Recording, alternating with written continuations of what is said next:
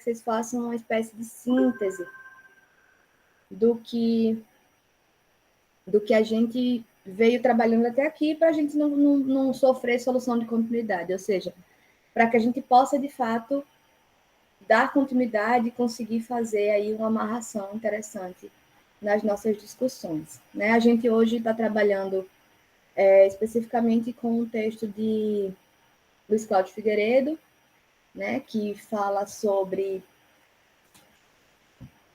Basicamente discute essa perspectiva da psicologia enquanto ciência e a constituição do espaço psicológico, é o que ele fala, né, o nome do capítulo, e a gente está discutindo também o capítulo complementarmente, de Arthur Arruda Leal Ferreira, em que ele vai fazer uma introdução de um livro sobre a história da psicologia, e ele vai tentar fazer também essa mesma construção que o Cláudio Figueiredo faz de uma forma mais sucinta, mas ao mesmo tempo mais condensada, ele faz de uma forma mais aprofundada e mais prolongada, no sentido de pensar um pouco quais são os elementos que estão aí na fundação da psicologia enquanto ciência. Então, é isso que estamos discutindo hoje. A minha questão para vocês, e que eu preciso, de fato, da ajuda de vocês para me indicar onde é que eu parei, é justamente o que é que a gente já discutiu até aqui, né? O que é que foi discutido em aula, porque, como eu já expliquei para vocês, embora eu use os textos base como referência, eu não sigo a ordem deles. E, além disso, eu dou aula para vocês, eu dou aula para outras turmas, e nas outras turmas a gente acaba discutindo, tendo discussões parecidas, e eu acabo ficando eu tenho um pouco de dificuldade de identificar exatamente em que turma eu parei, em que ponto, sabe? E aí vocês me trazendo isso, me dão essa perspectiva, me dão esse feedback, tanto no sentido do que vocês conseguiram acompanhar, do que vocês estão entendendo, e onde foi que eu parei, né? De onde foi que a gente parou a discussão. E aí, alguém se propõe a dar essa contribuição?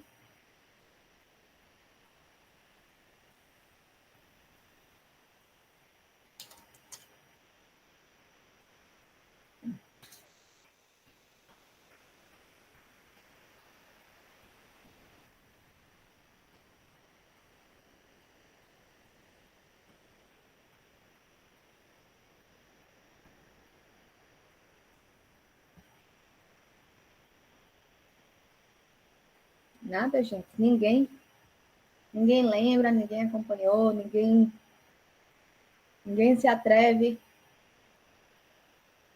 a dizer um pouquinho onde foi que a gente discutiu, o que foi que a gente conversou.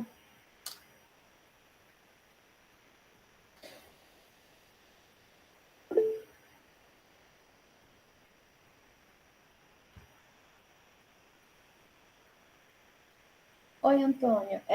Tá. Pronto. Mas me diga uma coisa.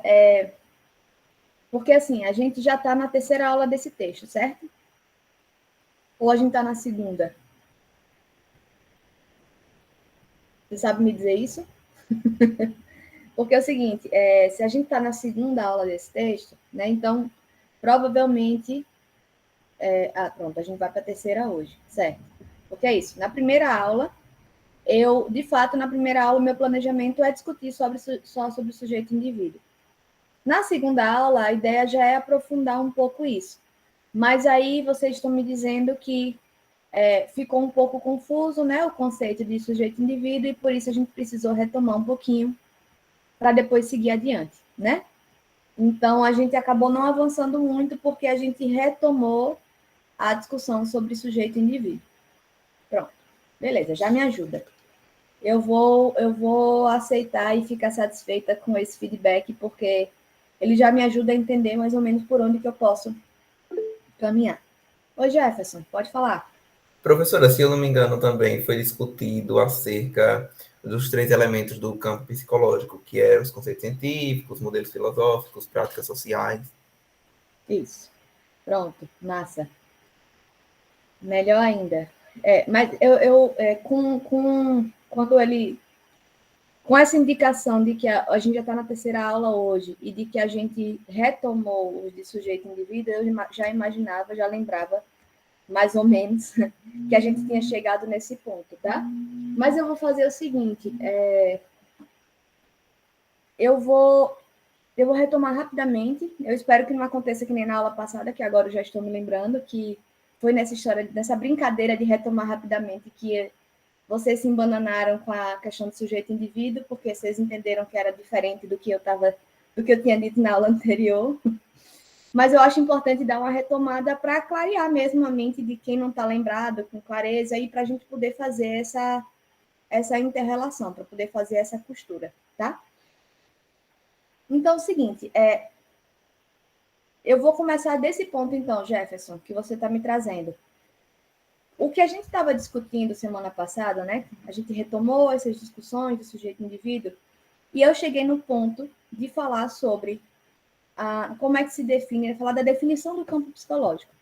E o que Arthur Arruda Leal vai dizer no texto dele é que a psicologia ela se constitui a partir de 3 campos que interagem entre eles. E aí ele vai chamar de curto-circuito, né? Que é um curto-circuito entre esses 3 campos, entre esses 3 elementos.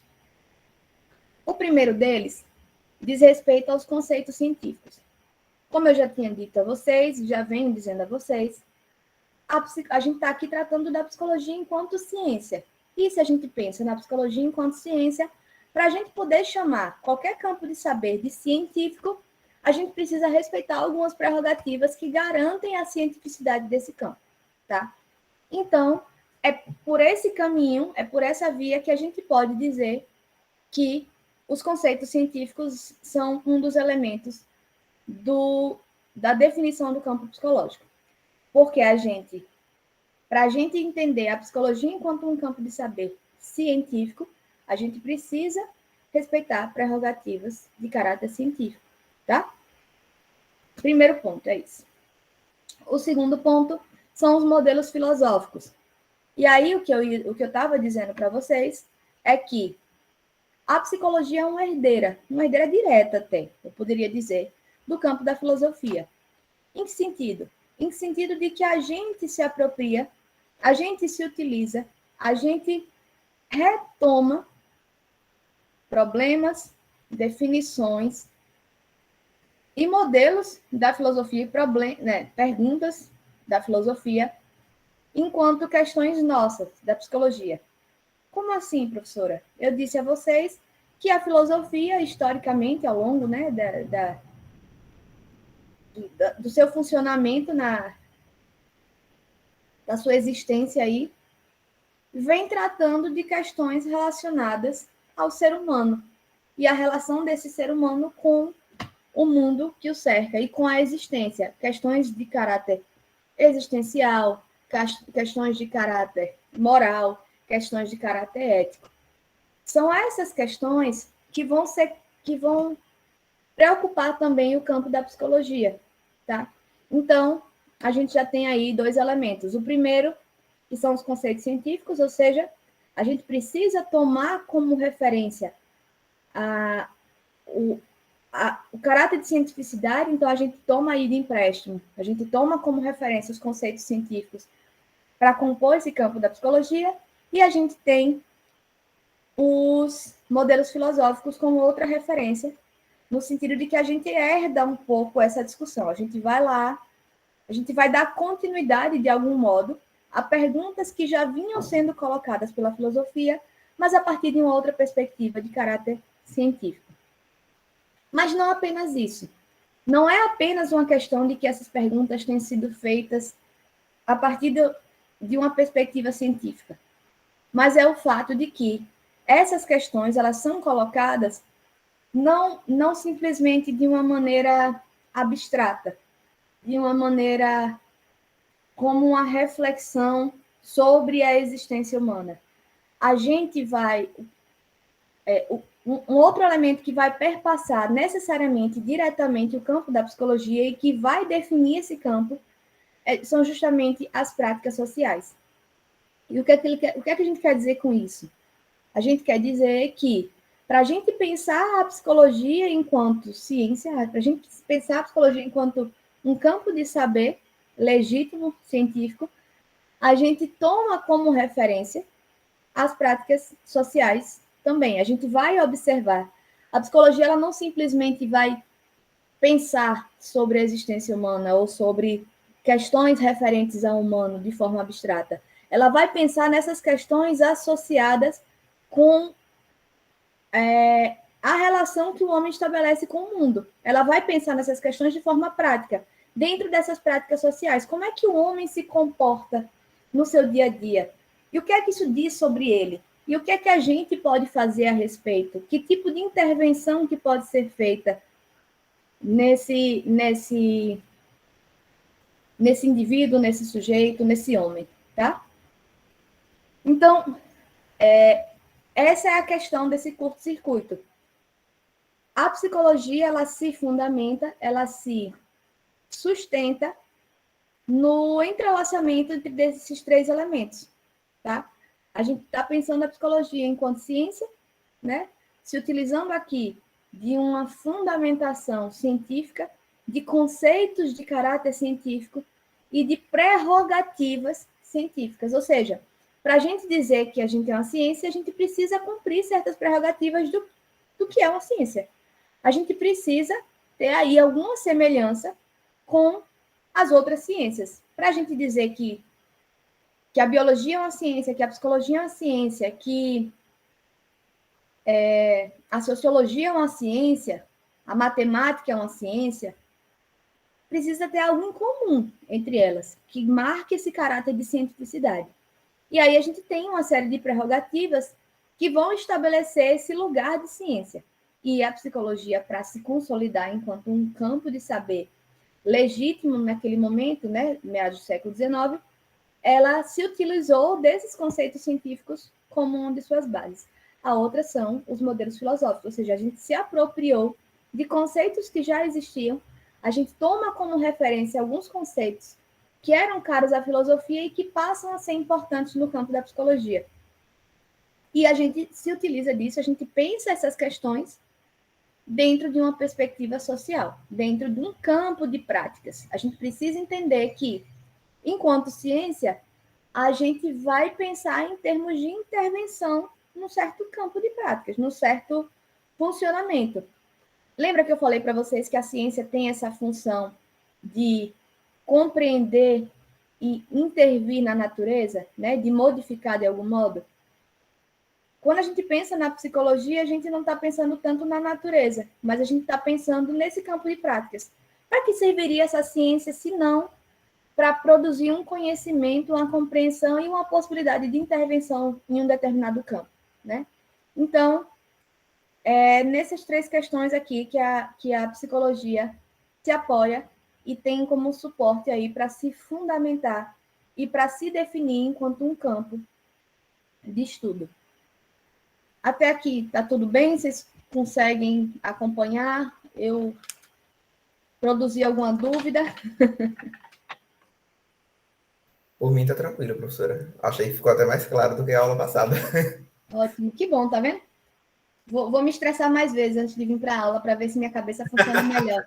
Eu achando que ia ter problema, está ajudando. Então, vamos lá. E aí, o que acontece? Eu não sei, agora vocês me confirmam se eu já falei sobre isso para eu decidir se eu falo mais rápido ou mais lento, ou com mais detalhes.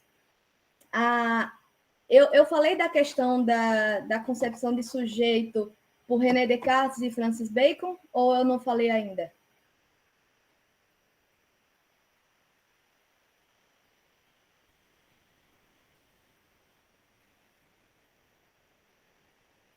Falou?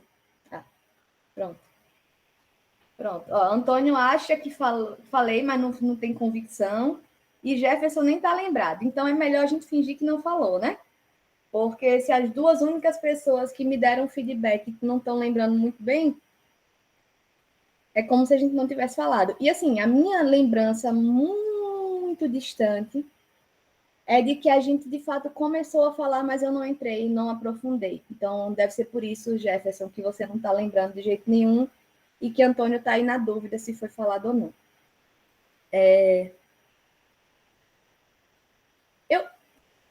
Eu acho importante falar para vocês, né? Mostrar para vocês aí como é que essas concepções de sujeito se constituíram, porque isso diz respeito a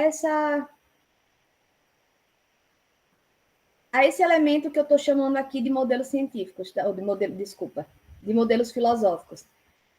A gente tomou da filosofia não apenas alguns problemas, não apenas algumas reflexões, não apenas algumas discussões e modelos que já vinham sendo construídos a partir de uma outra perspectiva. Mas a gente se apropria especialmente desse que é o conceito de sujeito. E aí, vejam, eu comecei na outra aula, a primeira aula, falando sobre o conceito de sujeito e indivíduo, para vocês entenderem que tem aí um movimento, né, que é muito mais didático do que estrito, assim, do que é uma diferença muito mais didática do que real, digamos assim, no sentido de vocês entenderem quais são as implicações que estão presentes no conceito de sujeito e no indivíduo. Mas aqui, quando eu retomo Descartes e Bacon, eu quero mostrar que, mesmo na constituição desse conceito de sujeito, que se dá a partir da filosofia, essa constituição ela vai se dar por dois caminhos completamente distintos. E esses caminhos completamente distintos vão ser igualmente apropriados pela psicologia. Então, a própria concepção de sujeito para a psicologia, a depender de que tradição que ela use como referência, vai por um lado ou vai por outro, vai de um jeito ou vai de outro, tá? Então já tem uma modificação desse ponto. Outra coisa que eu acho que eu mencionei na aula passada, mas se não, estou mencionando agora, é que Luiz Cláudio Figueiredo ele vai apostar que são as práticas sociais, esse elemento aí das práticas sociais, que estão marcados como fundamento do campo psicológico, que condicionam essa multiplicidade da psicologia. Como assim? O que ele está dizendo é que não é só uma questão de raciocínios distintos, não é só uma questão de métodos diferentes e de perguntas diferentes a serem formuladas, mas o que ele está dizendo é que é justamente pela multiplicidade de práticas sociais encontradas que a gente acaba desenvolvendo uma multiplicidade também de teorias e de abordagens teóricas da psicologia, tá? Então, é importante entender esses caminhos que esses dois personagens, né, esses dois nomes muito importantes da filosofia vão produzir para essa concepção de sujeito, para a gente entender como é que a gente se apropria disso, a gente da psicologia, e como é que isso se desenrola dentro desse processo de constituição do espaço psicológico e da psicologia enquanto ciência, tá? Então, o que os autores vão dizer, e nesse caso os dois vão mencionar de algum modo sobre isso, é o seguinte, né? Mas eu acho que essa discussão está mais em Luiz Cláudio Figueiredo mesmo. Ele vai dizer o seguinte: se a gente for olhar bem, a gente tem aí uma divisão de um sujeito transcendental ou epistêmico, no sentido de que eu estou pensando aqui num sujeito para dentro, se vocês me permitem uma explicação muito, muito frouxa e muito superficial, mas assim, eu estou pensando um sujeito que eu vou pensar sobre ele, eu vou discutir sobre ele, pensando a partir dessa perspectiva da interioridade, né? Da inteligência dele, da interioridade, do que é que ele tem de diferente, do que é que ele tem de marcante ali enquanto sujeito. Então, esse é um primeiro elemento que é importante da gente entender, né? De que a gente está aqui falando de um sujeito que tem aí uma distinção, uma distinguibilidade dos outros. E Descartes, na perspectiva de Descartes, que é essa perspectiva de um sujeito epistêmico, ele vai pensar esse sujeito a partir da razão. Ou seja, ele vai valorizar a busca da verdade pela via da razão. Então, Descartes ele vai construir um método que a gente chama de dúvida metódica. Ele vai estabelecer que é preciso se questionar sobre a verdade, sobre a nossa verdade, a verdade do sujeito. E que isso se faz a partir da dúvida metódica, ou seja, a gente coloca questões que precisam ser respondidas de forma racional, a partir de uma concepção racional. E que isso colocaria em suspeita todo o conhecimento sensível. Entendam que quando eu falo de conhecimento sensível aqui, eu estou falando no sentido do conhecimento que se dá pela via sensorial, ou seja, pelos sentidos, né? Pela percepção. Então, Descartes ele vai rejeitar completamente a percepção como uma via de identificação de alguma verdade. Ele vai dizer o seguinte: a partir do momento que a gente se fia na nossa percepção, a gente se engana, a gente se ilude. E a solução que ele dá para a gente escapar dessa ilusão é justamente a da gente agir pela razão, é da gente discutir isso de forma racional, é da gente colocar em dúvida tudo que a gente percebe e tentar responder isso a partir da razão. Vejam, percebam que isso é um exercício filosófico, tá? É complexo mesmo, assim, porque como é que a gente conseguiria garantir que a gente tá se livrando de todas as ilusões possíveis, né? Não sei se isso seria possível. Mas o que é importante a gente marcar aqui, eu acho que eu falei disso semana passada, é que quando Descartes propõe isso, ele está propondo que a gente se livre das emoções. No sentido de que essa percepção, ela estaria necessariamente atravessada pelas nossas emoções, pelas nossas impressões sobre o mundo, e que, por conta disso, as nossas experiências sensoriais não seriam confiáveis, tá? E aí ele constrói uma perspectiva, uma hipótese para ele, de que se a gente faz essa investigação de forma racional, a partir dessa dúvida metódica, a gente conseguiria escapar desses perigos das emoções, desses perigos das percepções e das impressões que a gente constrói a partir da nossa própria experiência, tá? Por outro lado, tem Francis Bacon. Ele vai por outro caminho completamente diferente. Ele vai dizer o seguinte: ele vai entender que a filosofia tem como perspectiva a busca de fundamentos absolutos externos. Então, quando ele vai construir uma ideia de sujeito, o sujeito que se constitui a partir da tradição de Bacon é um sujeito empírico.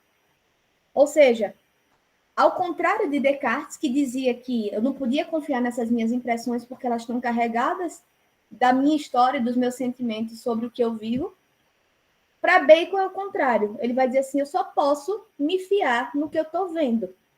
Eu não posso confiar numa interioridade, numa racionalidade que é interna e que eu não tenho como validar, eu não tenho como identificar a confiabilidade dela.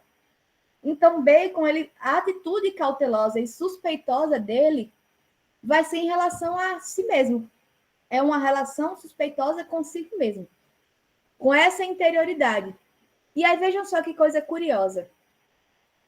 Cada um deles vai por um caminho completamente distinto. Eles constituem uma ideia de sujeito completamente distinta, mas em ambos os casos tem algo em comum, que é justamente o afastamento das emoções e do que é da ordem do desejo do ser humano, tá?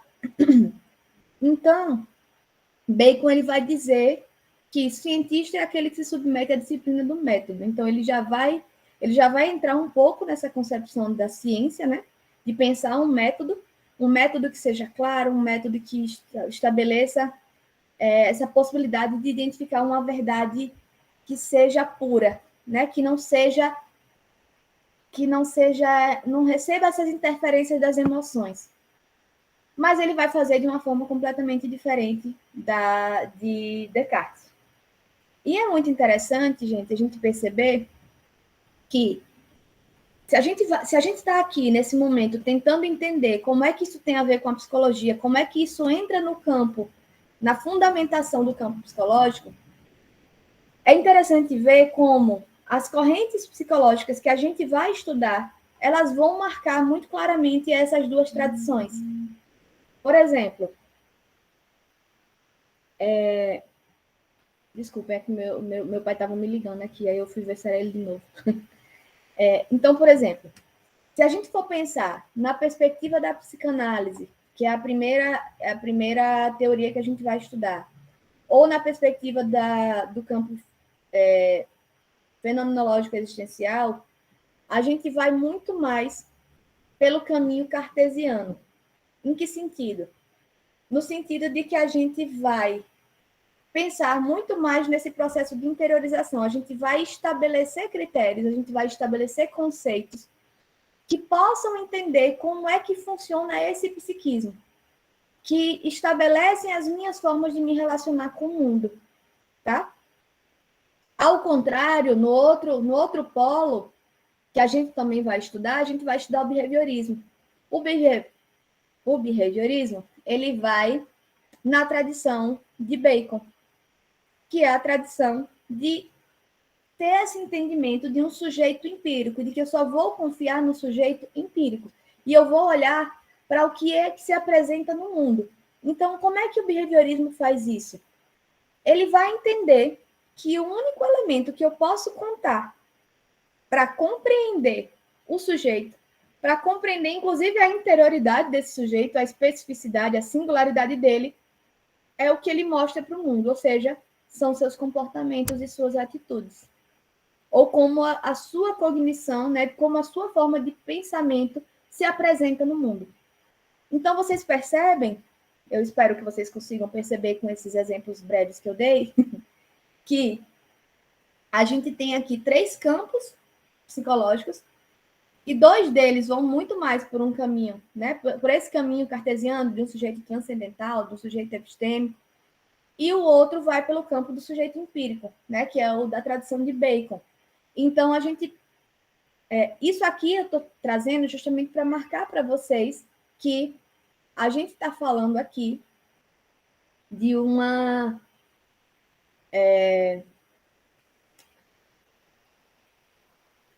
de como é que essa influência, né, de como é que esses modelos filosóficos acabam participando da constituição desse campo psicológico, tá? E especialmente a partir desse caminho, dessa constituição e dessa leitura aqui do que é esse sujeito. Mas é interessante, eu acho que eu também já falei para vocês, mas né, como eu estou tudo no eu acho, eu vou repetindo, tá? Porque também não custa, acho que quanto mais a gente repete, mais a gente vai fixando. É que é o seguinte, eu estava aqui até agora falando, né, que tanto Descartes quanto Bacon, cada um na sua perspectiva, em formas completamente distintas, vão produzir aí uma concepção de sujeito. E o que essas duas concepções de sujeito têm em comum é o fato de que, para pensar nele, a gente elimina as emoções, a gente elimina os desejos, a gente elimina os afetos de forma geral. Mas aí a gente vai pensar. Vocês podem me perguntar, professora, mas se a psicologia não fala de emoções e de desejo, fala de quê? Então, vocês têm toda a razão. Eu estou aqui conversando sozinha porque vocês não estão falando, viu? Então, assim, esse meu interlocutor invisível... Estamos por aqui, professora. Que eu finjo que são vocês que estão me perguntando, tá coberto de razão, no sentido de que, de fato, a psicologia, ela trabalha com isso, ela trabalha com afetos, ela trabalha com sentimentos. Mas isso foi reinserido no campo da psicologia. A psicologia toma de empréstimo aqui, eu não diria nem como empréstimo, é uma herança mesmo que recebe da filosofia, desses modelos filosóficos, especialmente no que concerne a constituição do sujeito enquanto um conceito central para a filosofia e para a psicologia.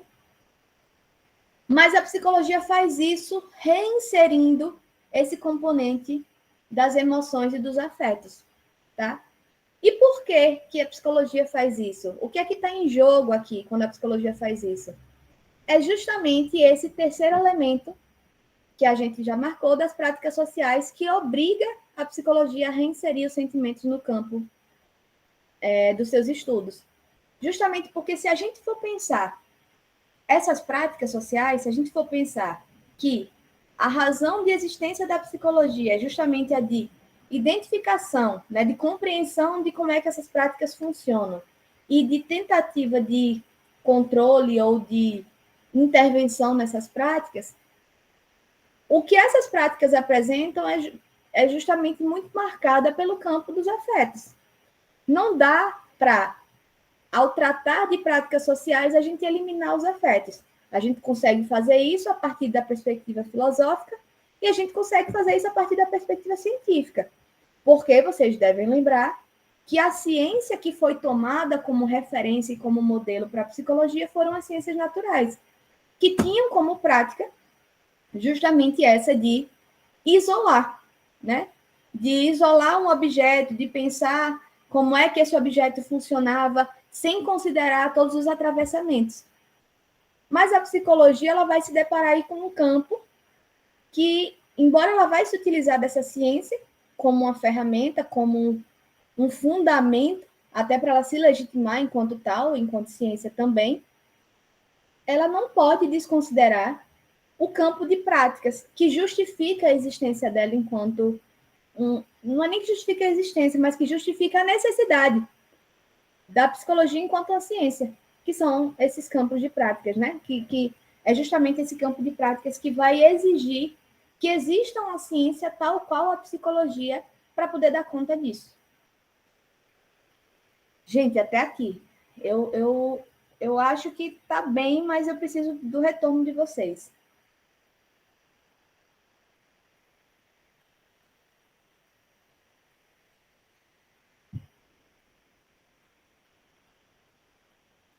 Iana, Guilherme, obrigada pelo feedback. Mas, assim, deixa eu pedir uma coisa para vocês. Eu sei que eu encho o saco com isso, tá? Mas é porque fico satisfeita de que esteja tudo bem, que vocês estejam acompanhando. Eu estava realmente preocupada de que minha cabeça está meio azoada e eu podia embolar o meio de campo aqui, mas que bom que vocês estão conseguindo acompanhar. Só que, assim, ainda que vocês estejam conseguindo acompanhar, para mim seria muito importante e interessante que vocês me trouxessem um pouco o que é que vocês estão entendendo. Como é que vocês estão entendendo isso? Tem alguma dúvida? Tem algo que ainda não encaixou muito bem nessa discussão? Porque quando vocês me perguntam, me ajuda a entender qual o ponto que ainda tem, qual lacuna que ainda está ficando, tá? Luiz, tranquilo, não se preocupe não. Obrigada.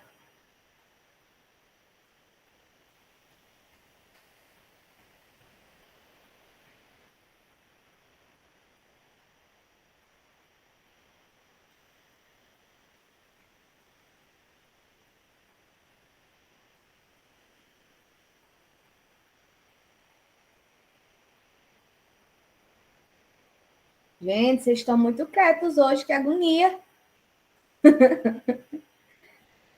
Enfim. Tranquilo, Guilherme, obrigada. Beleza. Se vocês tiverem alguma questão, vocês colocam aqui para mim, tá? Então, vamos continuar. Eu vou continuar a caminhada, viu?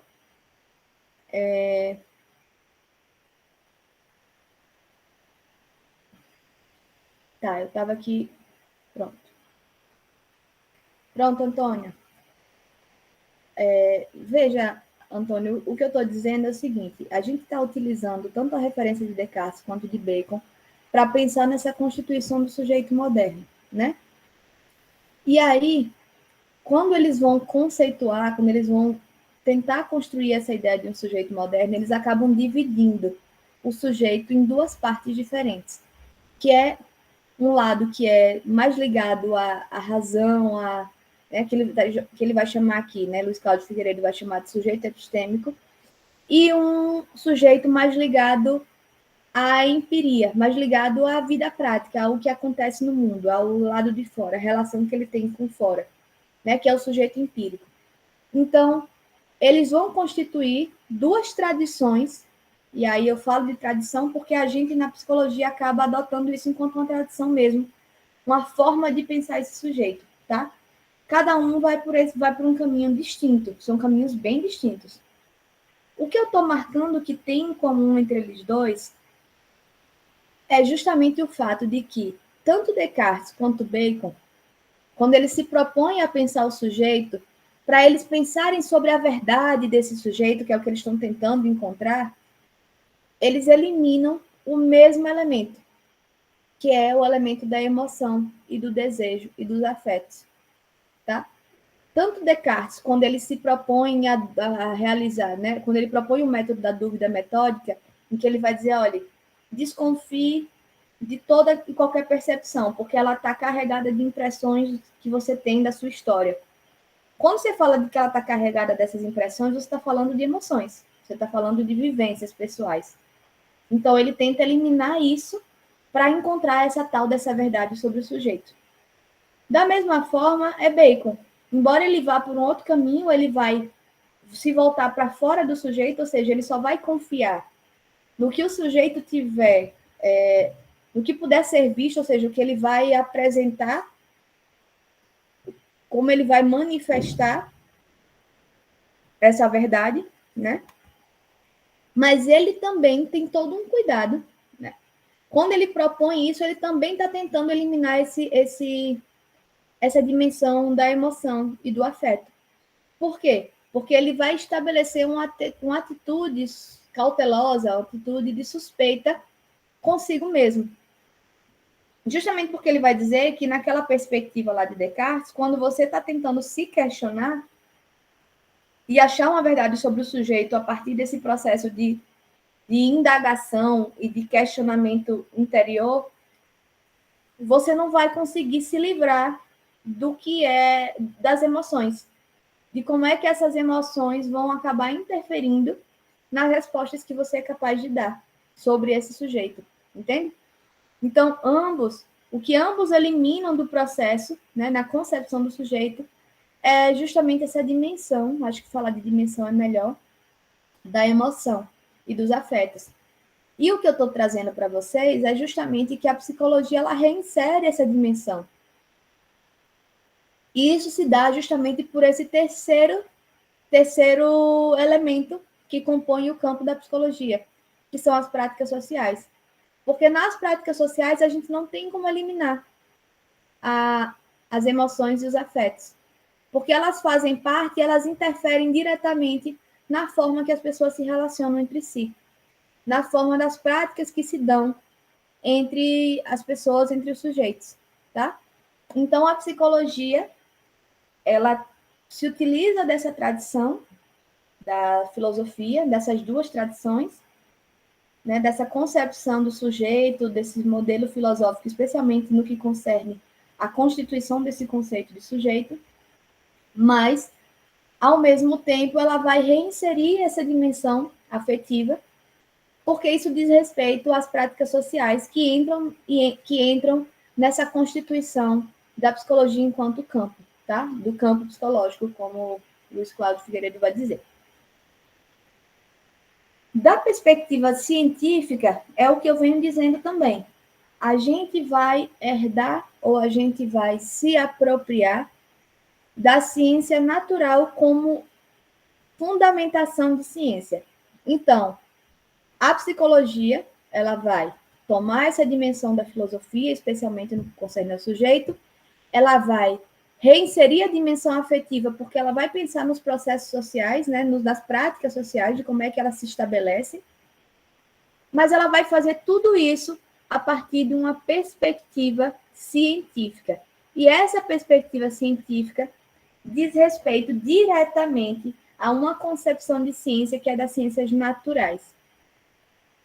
As ciências naturais vão tentar se tratar de objetividade, vão tentar estabelecer essa forma de funcionamento, de tratamento do objeto, que é um tratamento daquele objeto, não, que ele vai precisar ser separado de outros elementos para poder ser pensado, né? E veja, quando a psicologia faz isso, ela vai precisar encontrar um jeito de garantir a sua legitimidade a partir desses elementos da ciência, mas sem perder de vista esses outros elementos. né, que tem a ver com essa concepção do sujeito, da filosofia e das práticas sociais. Como é que isso é feito? Aí a parte que Arthur Arruda ele vai mencionar que isso foi uma leitura e uma construção de Foucault. Tá? Foucault ele vai dizer o seguinte, ele vai dizer que os conceitos naturais, na psicologia, eles passam a ter funções transcendentais. E o que é que ele quer dizer com isso? Ele quer dizer que a psicologia, para se legitimar enquanto ciência, considerando que as ciências naquela época eram as ciências naturais, né? O modelo de ciência validado e verificado era as ciências naturais. Então, a psicologia, para se legitimar enquanto tal, ela se utiliza dos conceitos das ciências naturais, mas elas trazem eles para esse outro campo, né?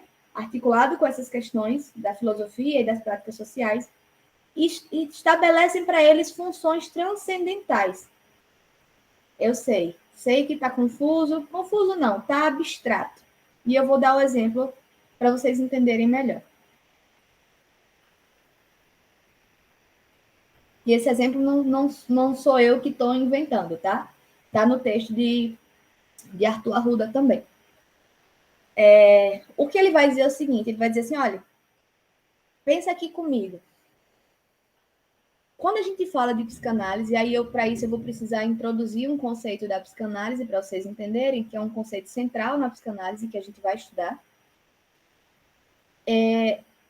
Na psicanálise, Freud vai trabalhar com o conceito de princípio do prazer. Num resumo muito resumido, muito raso, o que eu posso dizer para vocês é o seguinte, o conceito de princípio de prazer em Freud diz respeito a... Freud vai dizer o seguinte, é o princípio do prazer que regula as ações do homem, no sentido de que o homem, o organismo da gente, e aí a gente, em consequência, vai se dirigir sempre para o prazer. A gente está sempre buscando sentir prazer.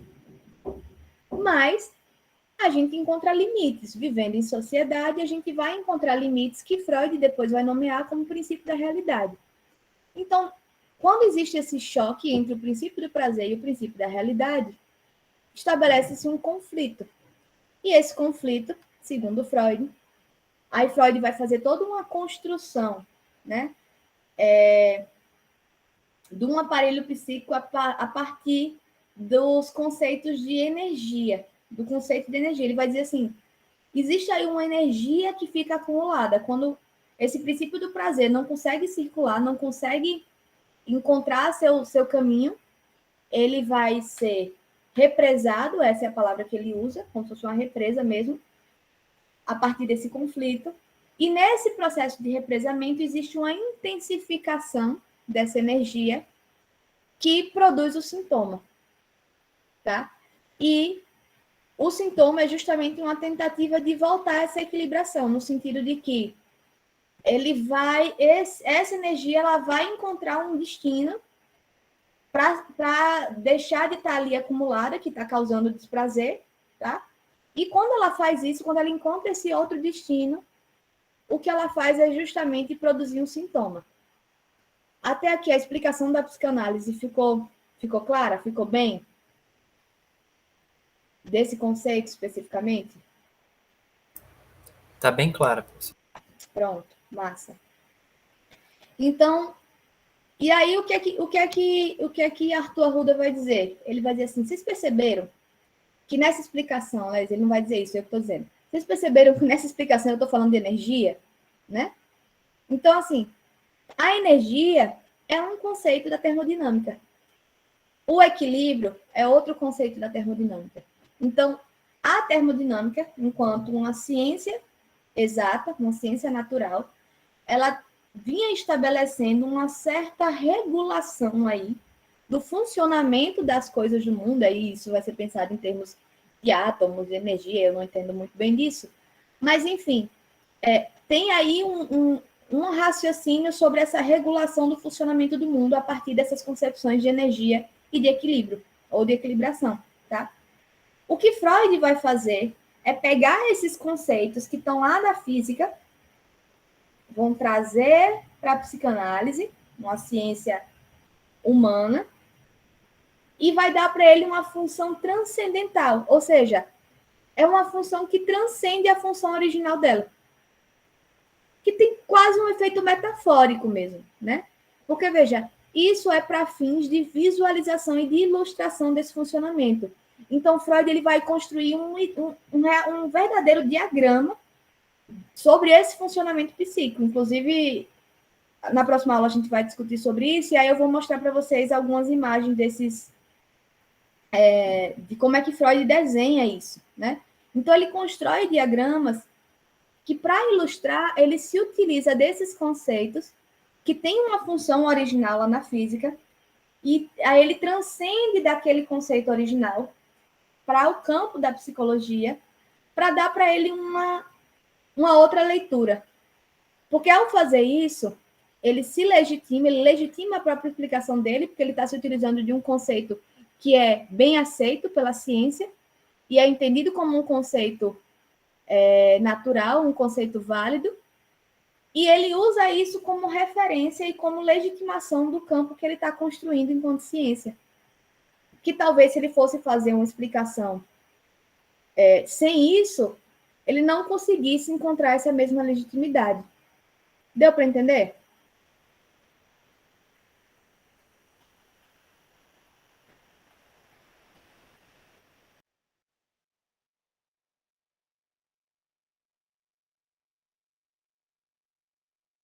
Deu sim.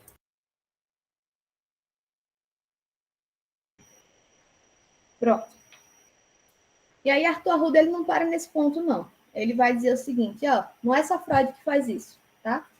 Ele vai dizer que na Gestalt, que é outro campo de estudo, que a gente vai estudar lá junto com a fenomenologia existencial, embora tenha caráter diferente, e quando chegar lá a gente vai explicar melhor, ele vai dizer assim, na Gestalt a gente vai trabalhar com a noção de boa forma.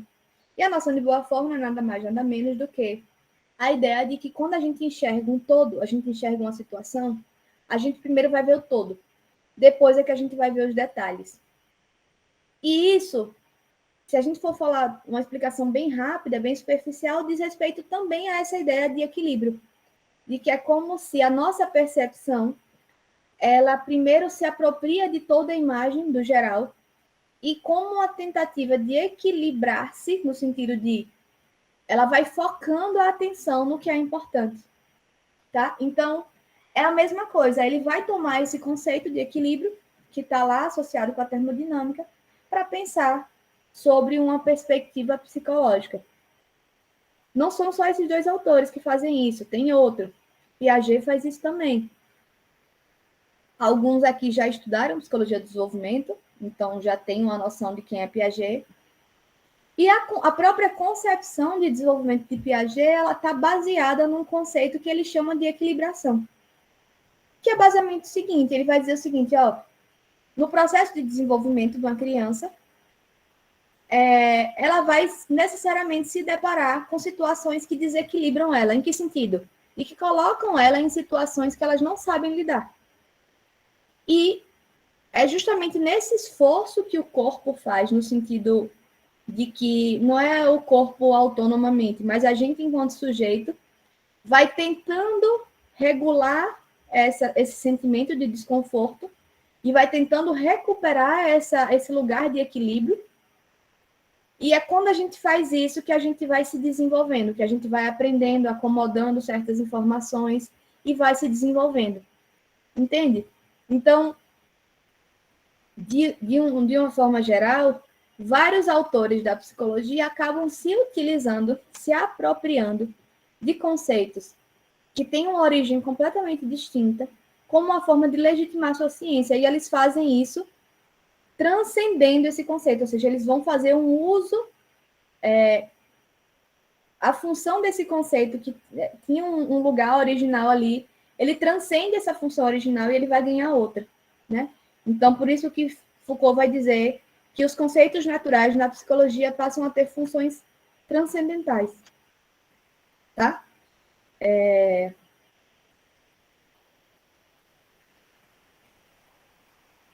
E aí, Arthur Arruda, ele diz mais, ele diz assim, são metáforas científicas transmutadas agora em imagens fundamentais de homem.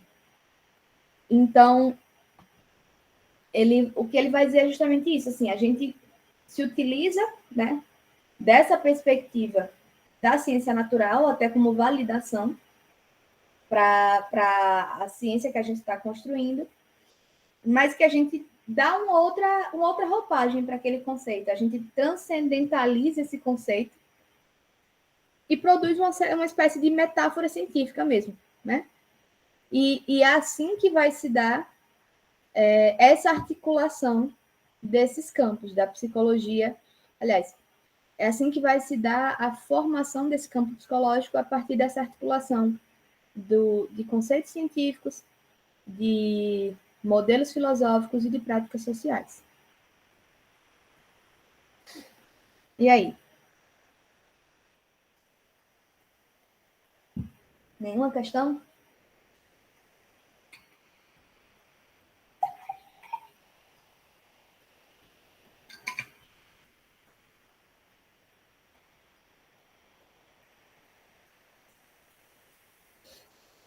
Tá.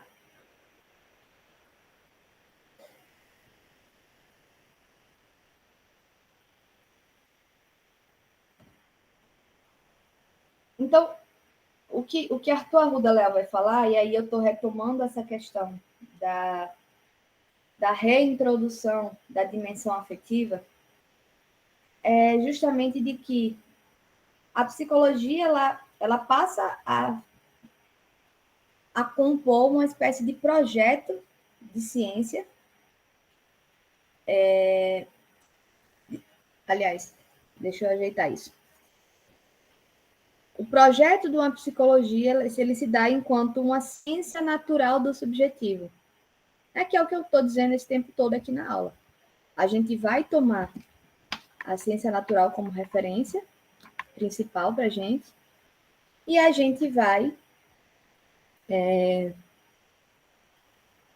usar essa referência, essa fundamentação, essa legitimação da ciência natural para pensar o subjetivo ou a subjetividade. E nesse subjetivo, nessa subjetividade, são reintroduzidas essas dimensões afetivas e de emoção e do desejo, tá? O que Arthur Arruda vai dizer é especificamente que esse projeto de psicologia enquanto ciência vai ser uma tentativa de colonizar um novo continente. E que novo continente é esse? É o continente da natureza íntima. Então, a gente vai entender, a partir de agora, estou falando a partir de agora, ali na Constituição da Psicologia enquanto ciência, tá? Lá para o século XIX. A gente vai entender, a partir de agora, que existe uma intimidade, e isso tem tudo a ver com a discussão lá do texto da Cidade dos Sábios, né? De que essa noção de intimidade, ela não é óbvia, ela não é dada, ela não está lá desde sempre. Então, a gente vai entender, vai passar a compreender que existe uma intimidade, existe um espaço íntimo, que cabe só a mim, enquanto sujeito, reconhecer, e que a psicologia se propõe ali, no seu projeto enquanto ciência, é justamente a de entender esse espaço íntimo. Mas não é só entender. É de intervir, de interferir, de modificar, de poder produzir algum tipo de efeito ali, tá?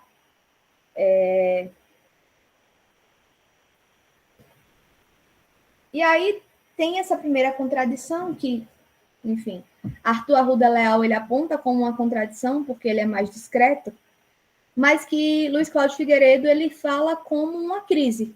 Ele aponta como uma grande crise da psicologia e uma crise que não tem solução, que não vai ser jamais solucionada. Que é justamente a da presunção de que essa natureza íntima, isso é Arthur Arruda que está falando, tá? De que ela é hostil à disciplina imposta pelo método científico. Ou seja, lembra que eu falei da concepção de Bacon, né, que ele diz assim, olha, cientista é quem se submete à disciplina do método. E que, para fazer isso, ele precisava eliminar tudo que pudesse ser da ordem das emoções, que pudesse interferir e implicar na nossa possibilidade de leitura de uma realidade, de uma verdade, né? Então, essa é a grande contradição que Arthur Arruda vai apontar. Ele vai dizer assim, tá, a partir do momento que a psicologia vem dessa tradição da filosofia, né, de ambas as tradições, tanto de Descartes como de Bacon, mas que todas elas eliminavam essa dimensão emocional. Prefiro chamar de dimensão afetiva, tá? E quando ela se propõe, enquanto um projeto de psicologia científica, a colonizar essa natureza íntima, ou seja, a conhecer e a interferir, a participar e a, enfim, acho que intervir é a melhor palavra, ela assume esse lugar contraditório. Então, a psicologia, ela se constitui, enquanto ciência, sentada, apoiada nessa contradição de que, para que eu possa colonizar, compreender esse espaço íntimo, eu não tenho como fazer isso com as ferramentas que o método científico me dão até aqui. E, ao mesmo tempo, para eu me chamar de científica, eu preciso me utilizar do método científico.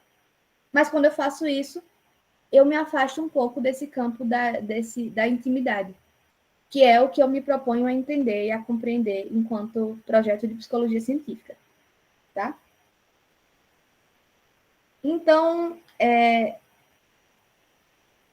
o que Arthur Arruda vai dizer é que nesses inícios, meio não, Antônio, é completamente, você vai ver. Veja, vocês já leram um texto de Luiz Cláudio Figueiredo, né? Mas assim, eu estou falando primeiro a versão de Arthur Arruda porque ele é mais discreto. Mas Luiz Cláudio Figueiredo, ele coloca um problemão e diz assim, veja, psicólogos, não tentem resolver que isso não tem solução. Né? Isso é bem complicado. Então, assim, o que Arthur Arruda vai dizer é que nesse início aí, né, desse projeto de ciência da psicologia, existe uma série de tentativas de neutralização, né, e estabelece um sujeito que é atravessado por uma série de rupturas. Então, assim, ora a gente ignora a sensibilidade, ora a gente ignora a afetividade, ora a gente ignora a intuição, ora a gente ignora a subjetividade. Então, de que formas isso vai sendo construído para tentar dar conta dessa contradição? Como é que a gente consegue estabelecer uma ciência e, ao mesmo tempo, pensar nesse caráter de intimidade, nessa interioridade, nisso que a gente vai chamar agora aqui de subjetividade, no sentido de que é algo da ordem da minha subjetividade, que é meu, só meu, de ninguém mais. Como é que eu vou dar conta disso com método científico? Né? Especialmente se a gente for pensar no método científico pensado e pautado nas ciências naturais. E aí, o que vocês acham? Como é que vocês acham que a psicologia resolve esse problema?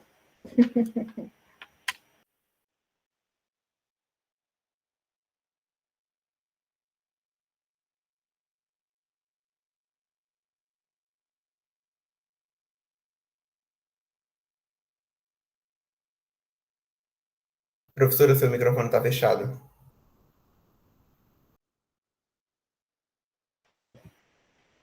Obrigada, Jefferson. Eu desliguei sem querer o microfone. Antônio está aqui dando opinião. Eu acho que fica em cima do muro. Como é que fica em cima do muro, Antônio? Vamos conversar um pouquinho. Me explica aí. Será que a psicologia é a ciência em cima do muro?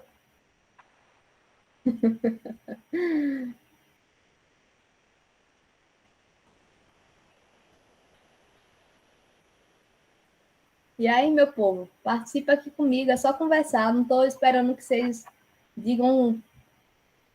descubram.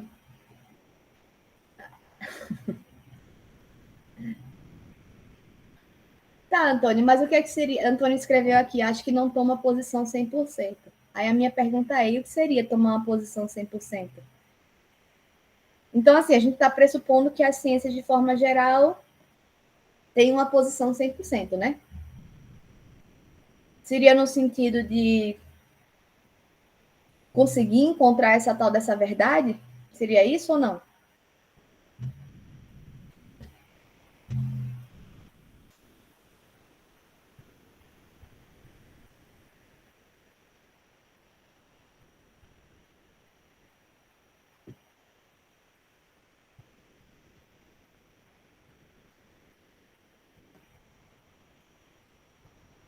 Eu não estou conseguindo mobilizar vocês hoje, não.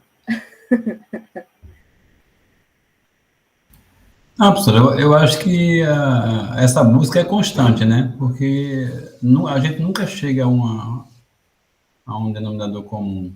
Ou seja, há sempre uma busca dessa verdade, né? De chegar a novos objetivos, novas perspectivas, né? Mais ou menos por aí. E não estagnar. Uhum. Obrigada, Luiz. E Ana está dizendo assim, é difícil responder, professor. Eu sei, Ana, não é fácil, não. E a ideia não é que vocês respondam corretamente, não. É só para eu entender de que forma vocês estão pensando isso, para eu ajudar vocês a entender um pouco melhor de qual é essa confusão e como é que a gente resolve, se é que a gente resolve essa confusão, tá? E aí, Antônio escreve aqui, sim, tipo em relação ao método que busca a neutralidade dos sentimentos, por exemplo. E, de fato, Antônio, se eu estou dizendo a vocês que a psicologia, enquanto projeto de ciência, se coloca como... ela se apresenta aí reintroduzindo essa dimensão dos sentimentos, como é que eu vou estabelecer que ela é uma ciência e que, enquanto ciência, eu preciso eliminar os sentimentos, né? Então, assim, fica bem confuso. Então, aí Antônio escreve mais. A maioria das ciências naturais exatas vão para esse lado. Acredito que mais as exatas. Pronto. Pois é, porque é o seguinte, vejam, se a gente pensa aqui nas ciências exatas, a gente vai pensar o seguinte, construir aqui essa teoria, comprovei essa teoria, né? Então, se eu comprovei, é assim. Até uma pessoa questionar e usar e encontrar novas ferramentas ou inventar novos instrumentos de medição que nos levem a outra concepção, é assim que funciona e pronto. Na psicologia não é assim, né? A gente não tem uma verdade única, absoluta. A gente não é uma ciência exata, né? E essa é uma primeira grande questão, assim. Vocês devem lembrar que lá nas nossas primeiras aulas, eu cheguei para vocês e uma das primeiras coisas que eu falei foi isso. E, psicologia não está mais... Isso já é passado. A gente não está mais buscando uma única verdade. A gente dá conta aqui hoje, na psicologia, de uma multiplicidade de teorias, de uma multiplicidade de correntes, de uma multiplicidade de métodos de estudo, que vão tentar dar conta, isso segundo o Luiz Cláudio Figueiredo, para essa multiplicidade também de práticas sociais possíveis. Então, não dá para a gente estabelecer uma única verdade, uma única forma, uma única perspectiva, uma única resposta. Até porque não é uma única pergunta que se faz, tá? Essa é a primeira coisa. E aí, por isso que é tão complicado a gente pensar, e por isso que a psicologia, ela nasce sobre essa contradição. Porque ela tenta se sustentar, se fundamentar sobre uma perspectiva científica que é exata. E ela não é exata, nem jamais vai ser exata. Então, Emerson, essa coisa dos padrões que se repetem é uma boa. De fato, assim, acho que você está num caminho bem bom, no sentido de que é o seguinte, se hoje a gente for pensar o que é a psicologia, qual é o caráter de cientificidade que eu consigo garantir para a psicologia? É o fato de que, mesmo entendendo que as pessoas vão responder de forma distinta a determinadas questões, existem alguns padrões, existem alguns elementos que eu consigo usar como referência para definir certas questões, como diagnósticos, por exemplo. Vamos falar Eu sempre fico voltando para o exemplo da pandemia, porque eu acho que é um exemplo que está muito novo, muito recente, e que a gente acaba se identificando melhor, tá? Mas vamos pensar por aí. Vejam, eu acho até que eu já falei, não sei se foi na aula, na turma de vocês, mas eu já falei sobre isso antes. Durante a pandemia, de forma geral, se não todo mundo, quase todo mundo, teve medo, teve ansiedade, né? A gente viu os índices de ansiedade aumentaram absurdamente ao redor do mundo, justamente porque a gente estava vivendo um período ansiogênico, ou seja, a gente estava vivendo uma situação social de caráter mundial que produz ansiedade. E produz ansiedade porque a gente estava lidando com um vírus que era completamente desconhecido, a gente não entendia as consequências nem as potencialidades dele, né, no sentido da mortalidade dele, pelo menos no início. Quando a gente passou a entender que ele era muito mortal, que ele era muito perigoso, a gente não tinha muita convicção de quais eram as melhores medidas a serem tomadas. Quando a gente foi começando a ter isso, tinha toda uma disputa política de se fazia isso ou se não fazia isso.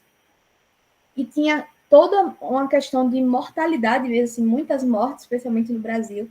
Então, veja, todos esses processos e ainda por cima a gente ficando preso em casa, às vezes com pessoas que a gente mal encontrava, porque a gente tinha uma rotina muito corrida, então começa a descobrir aí algumas questões que são complicadas na convivência. Enfim, uma série de elementos que vão se adicionar e que vão provocar ansiedade, tá? Beleza. Vocês entenderam até agora que eu estou dizendo o seguinte: se não todo mundo, quase todo mundo sentiu ansiedade durante a pandemia. Até aqui tudo bem, né? Mas todo mundo sentiu do mesmo jeito?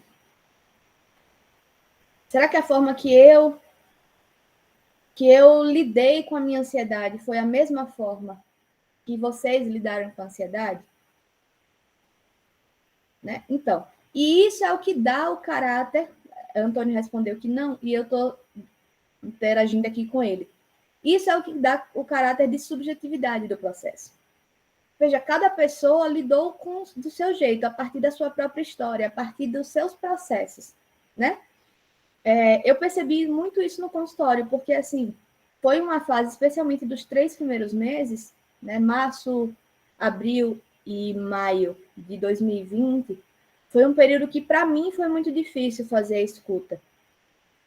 Porque todo mundo, veja, literalmente, todos os meus pacientes só falavam da angústia diante da pandemia, dessa incerteza. Angústia essa que eu também estava sentindo. Como é que eu consegui escutar sobre a angústia deles, sentindo a minha também? E aí vem uma das primeiras prerrogativas do psicólogo, né? É porque, em algum momento, embora fosse difícil para mim, eu entendia que, embora a angústia pudesse ser a mesma, a ansiedade provocada era a partir de uma mesma fonte, a forma que eu lidava com ela, ou o que me provocava angústia naquilo tudo, era diferente do que provocava angústia em cada um deles. Então, de todos os meus pacientes, cada um teve uma forma diferente, era um ponto diferente das questões relacionadas à pandemia que mobilizavam eles. Uns eram por conta dessa questão de convivência, que estavam numa casa com muita gente e que não estava acostumado porque vivia na rua, né? Vivia na universidade o dia inteiro. Outros porque começaram a entrar na paranoia do álcool em gel, do álcool em gel, do álcool em gel, do lava a mão, do lava tudo, lava produto, lava não sei o quê. E aquilo angustiava e entrava nessa perspectiva um tanto compulsiva mesmo, né? Da limpeza, do medo com esse inimigo invisível, que era um vírus que a gente não conseguia ver. Então, assim, cada pessoa produziu isso de uma forma diferente. Cada pessoa lidou com essa ansiedade de uma forma diferente. E essa forma diferente diz respeito à sua história pessoal, diz respeito a isso que a gente está chamando de subjetividade, tá? Mas, de fato, como José Emerson colocou aqui, tinha esse padrão, né? Tinha um padrão no sentido de que, assim, eu entendia, tanto existia esse algo em comum, que era uma situação mundial que estava colocada, né, enquanto uma situação ansiogênica, quanto tinham padrões que eu conseguia definir nos meus atendimentos, do tipo, tem pessoas que lidam de uma forma X, e isso aqui coloca num diagnóstico Y. Outras pessoas lidam da forma Z, e aqui coloca no diagnóstico, sei lá, B, né? Então, assim, a gente vai estabelecer, de fato, padrões que vão nos permitir construir esse caráter científico no sentido mais estrito, no sentido mais tradicional, da gente poder visualizar, né, e mostrar para o outro, em termos de ciência, e poder mostrar para os nossos pares e poder ser lido pelos outros e entendido que aquilo ali é uma questão que diz respeito não apenas a uma pessoazinha individual, mas às pessoas em geral, né? Diz respeito a essas práticas sociais, a como o mundo estava funcionando ali naquele período de pandemia, ou menos do que o mundo no Brasil, ou talvez em Aracaju, né? Então, como eu estava dizendo a vocês, Arthur Arruda Leal, ele é discreto. Ele fala de uma contradição, né? Ele introduz aqui dizendo, olha, a psicologia ela começa meio esquisita, ela começa no meio de uma confusãozinha aí, porque tem uma posição contraditória que ela assume e que torna complicada essa situação, torna complicada esse desenvolvimento dessa ciência psicológica, desse projeto de uma ciência psicológica, isso. Mas Luiz Cláudio Figueiredo, ele piora. Ele coloca de uma forma muito mais dramática. Gente, eu digo dramática porque a primeira vez que eu li esse texto, eu fiquei em crise de verdade, assim, foi muito difícil para mim superar essa crise. E quando eu digo superar, não é resolver, não, tá? É de entender que ela está aí posta e que a gente precisa conviver com ela.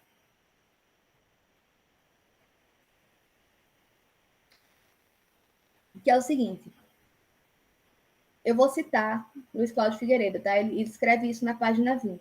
Ele vai dizer o seguinte, a psicologia, que nasce nos bojos das tentativas de fundamentação de outras ciências, fica destinada a não encontrar jamais seus próprios fundamentos, a nunca satisfazer os cânones, de cientificidade cujo atendimento motivou sua própria emergência como ciência independente. Vocês percebem como isso é pesado? Para a gente que é da psicologia? Veja, eu vou repetir. A psicologia, que nasce no bojo das tentativas de fundamentação de outras ciências, fica destinada a não encontrar jamais seus próprios fundamentos. Ou seja, o que ele está dizendo aqui? Ele está dizendo que a psicologia nasce amarrada, de algum modo, a outras ciências. Tipo, como ela precisa se articular, ela precisa tomar como base, como fundamentação, outras ciências para ela poder existir. Então, ela nasce destinada a não encontrar jamais os seus próprios fundamentos. Isso é Luiz Cláudio Figueiredo, tá? Mas ele ainda piora. Ele diz que ela também fica destinada a nunca satisfazer os cânones de cientificidade, cujo atendimento motivou sua própria emergência como ciência independente. Ou seja, a psicologia nem consegue encontrar seus próprios fundamentos, porque ela nasce amarrada, articulada muito intimamente com essa ciência natural, que tem um caráter diferente do que ela quer propor enquanto ciência, e, ao mesmo tempo, ela não consegue satisfazer os cânones de cientificidade. Ou seja, ela não consegue, de fato, ser uma ciência. Justamente porque ela tem em si mesma elementos que não conseguem ser submetidos a essa prova da ciência. Pelo menos não dessa ciência natural. Deu para entender o drama, gente?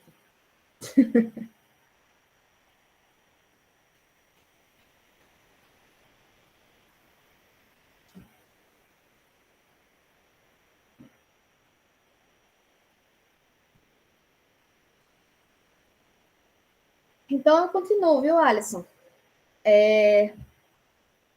Eu continuo, e quando eu digo que eu continuo, eu vou dizer que eu vou piorar. Porque Luiz Cláudio Figueiredo piora a situação. Na verdade, ele não piora, não. Ele só vai especificar agora, né? Para a gente entender ainda melhor. Ele vai dizer o seguinte. A crise é a seguinte, gente.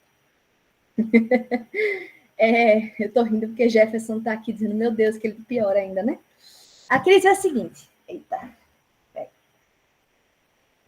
Ou a psicologia toma como referência, toma como objeto da sua ciência um indivíduo único, irredutível, independente, até irracional, no sentido, né, de que ele é tomado pelas emoções.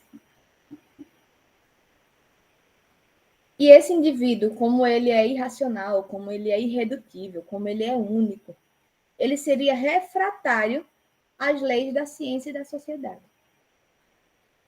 Nesse caso, se a gente toma esse objeto, o que Luiz Cláudio Figueiredo vai dizer o seguinte: a psicologia se torna extremamente necessária nesse caso. A gente precisa da psicologia para entender esse sujeito. Mas ela se torna inviável enquanto ciência. Porque se a gente parte do pressuposto de que o sujeito que existe é esse sujeito completamente irredutível, é um sujeito que é irracional, que é tomado pelas emoções, que é único, que não tem nenhum no mundo igual a ele. A psicologia se torna urgente. A gente precisa ter algum meio de entender essa criatura. Mas ela não pode ser ciência, ela é inviável enquanto ciência. Porque a ciência precisa necessariamente construir uma referência que seja pública, que seja publicável, que seja compreensível por outras pessoas em outros contextos. Entendem? E veja, e aqui eu não estou mais falando só de ciência natural, estou falando de ciência de forma geral. Se a gente for pensar em ciência, hoje, se eu disser assim, gente, no que é que consiste a ciência hoje? O que é que garante a cientificidade de uma pesquisa hoje? Alguém saberia responder? Vocês se atreveriam a tentar responder essa pergunta?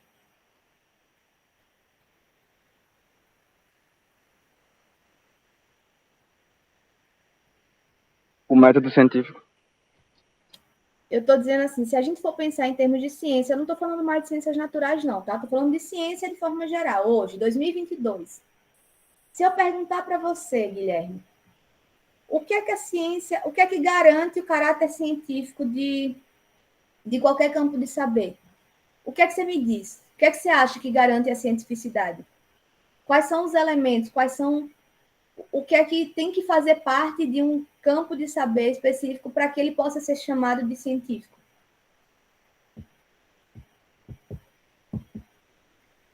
Não sei dizer, mas eu diria um método que fosse aprovado, que fosse seguido em outras ciências, algo do tipo. Um método aprovado. Eu vou anotar essas palavrinhas que eu acho que elas já ajudam muito. Antônio, eu vou pegar no seu pé hoje. E você que estava aqui falando das ciências humanas, das ciências exatas, o que é que você acha? O que é que tem em comum aí entre ciências humanas e exatas? O que é que dá o nome de ciência para ambas?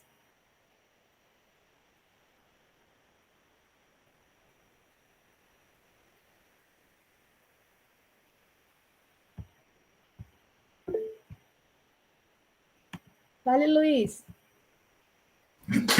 Eu acho que para haver uma comprovação de ciência, eu creio que tem que ter fatos, né? Fatos que comprovem ou qualquer experiência que a ciência venha a fazer ou pesquisa, e essa pesquisa seja comprovada em vários campos. Eu acho que ela pode ser considerada como uma ciência. Em vários campos, né? Uhum. No campo de humanas, no campo de exato, no campo da tecnologia e vários fatores. Massa, gente. Vocês já me deram muitos elementos, vamos trabalhar com eles, tá? Antes de responder, eu vou voltar ao tema da pandemia, mas eu vou falar agora de vacina. Vou falar do jeito que eu posso, tá? Dentro das dos meus parcos conhecimentos sobre o processo de pesquisa e produção de uma vacina, tá bom? Mas só para a gente entender aqui, a partir de um referencial que talvez seja mais exato, ou pelo menos menos confuso e menos contraditório do que o da psicologia. Se a gente for pensar nesse processo aí, né, em toda a discussão que a gente vem passando nos últimos 2 anos sobre a vacina do Covid, né, de todas as contra-argumentações dos antivax da vida, de que é muito perigoso porque essa vacina não teve tempo suficiente, nanana. Vejam, a gente, de fato, se a gente for pensar historicamente, uma vacina ela nunca tinha sido produzida com tanta rapidez como foi a vacina da Covid, tá? Porque a vacina ela precisa passar por uma série de etapas para garantir que ela vai fazer bem à população e não mal.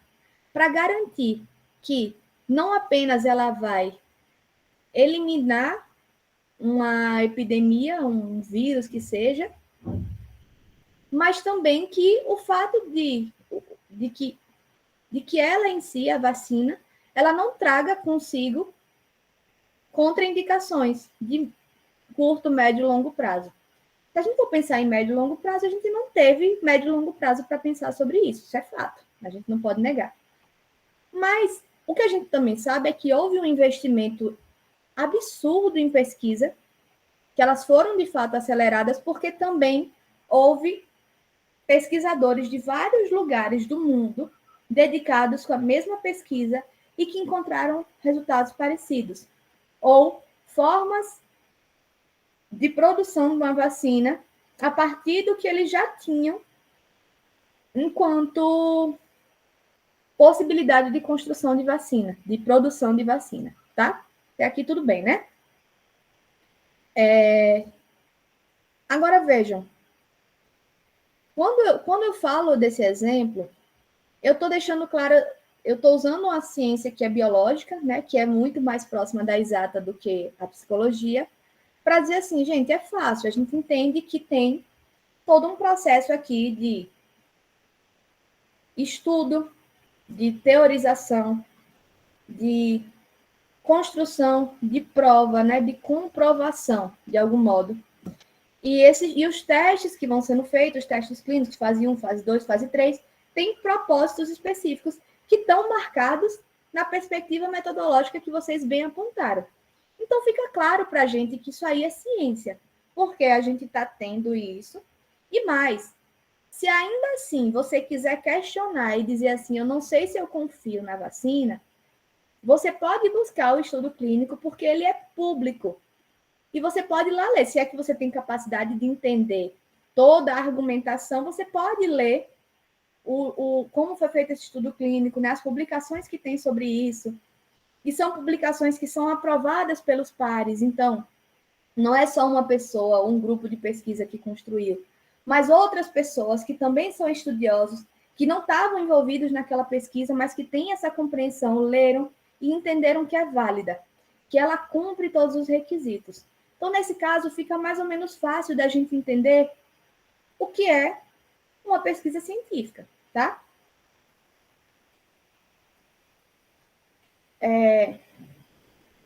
Eu vou só ler, para dar continuidade, eu vou ler aqui o comentário de Antônio. Aí ele vai dizer assim, como eu já tive acesso ao estudo sobre a metodologia científica, o meu professor sempre reforçava que o método pelo qual o conhecimento é produzido é o principal elemento para classificar uma teoria, por exemplo, como produto científico. É algo estudado e comprovado por um método rígido e neutro. Veja, Antônio, eu concordo com você e com seu professor até um determinado ponto, tá? Eu só não concordo com essa última frase, de que é um método rígido e neutro. Porque se eu concordar com isso, aí eu jogo no lixo a psicologia, tá? Não a psicologia como um todo, mas assim, a gente vem trabalhando em termos de ciências humanas numa perspectiva de entender que também no campo metodológico algumas transformações precisam ser feitas, no sentido mesmo de questionar o que é que implica, o que é que diz respeito a uma pesquisa, o que é que diz respeito à ciência. Então, quando eu falo das vacinas, fica claro que isso é uma pesquisa, que isso é ciência, porque tem elementos aí, tanto no sentido da sistematização metodológica, do modo de fazer, do passo a passo, das fases de teste, tem o elemento da comprovação, tem o elemento da publicização, ou seja, tem uma transparência nesse processo, né? Que qualquer pessoa, que tanto ele é aprovado por pares que não estão envolvidos diretamente na pesquisa, como ele pode ser lido por outras pessoas, outros estudiosos, para que eles possam verificar como é que isso foi feito, e ao verificar, dizer assim, tá bom, então realmente ele cumpre todos os requisitos. Nas ciências humanas, a gente tem alguns elementos que são próximos a isso, mas outros eles acabam sendo impossíveis da gente garantir. Por exemplo, essa coisa de comprovação. O que é que eu vou comprovar e como é que eu vou comprovar? Né? A depender de qual seja a pergunta, não existe aí uma questão de comprovação, pelo menos não nesse sentido, de dizer 2 mais 2 é 4. E eu posso provar que 2 mais 2 é 4. Porque tem aí uma série de atravessamentos, inclusive de caráter social, político, econômico, geoeconômico, que se atravessam nessa perspectiva. Mas eu concordo plenamente com vocês que o que está no centro, o que está na centralidade dessa perspectiva de ciência, é justamente a concepção de um método. E é um método como... Meu Deus, quem foi que falou? Eu já perdi lá atrás. Peraí. Enfim, foi alguém que abriu o microfone. Não sei se foi Jefferson, não sei. E é um método aprovado pela comunidade científica. Então, veja, ainda que a gente possa pensar um método diferente daqueles métodos tradicionais, esse método precisa ser aprovado pela comunidade científica, no sentido de que ele... Não sou eu sozinha que inventei isso e disse, tá bom, isso funciona. E a partir de agora isso é um método válido. Não, a comunidade científica tem que validar isso. E a comunidade científica valida isso a partir do momento que ela consegue fazer uma leitura daquele estudo que possa ser transposta para uma outra realidade, ainda que ela precisa entender o que é que está em jogo em termos de atravessamentos sociais, políticos e econômicos. Deixa eu dar um exemplo muito pessoal. Quando eu fiz minha tese de doutorado, eu fiz um trabalho, eu fiz uma proposta de trabalho de campo, que era um trabalho com um grupo de 10 trabalhadores da assistência social.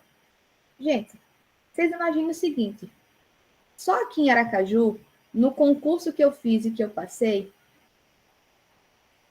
foram convocados, assim, de primeira, mais de 200 profissionais, só em Aracaju, tá? Aí tem Sergipe, em Sergipe tem vários equipamentos de assistência. No Brasil, né, capitais interiores tem mais um sem número de equipamentos. Então, vocês sabem, vocês percebem, eu não vou mentir para ninguém, que 10 pessoas não é representativo, tá? Pelo menos não no sentido estatístico. Não dá para eu dizer que o que eu encontrei com aquelas 10 pessoinhas, eu vou poder replicar, eu vou poder afirmar que funciona para todo o Brasil, muito menos para todo mundo. Vocês estão acompanhando, né, até aqui. Então é o seguinte, mas o que eu fiz foi ciência? Foi.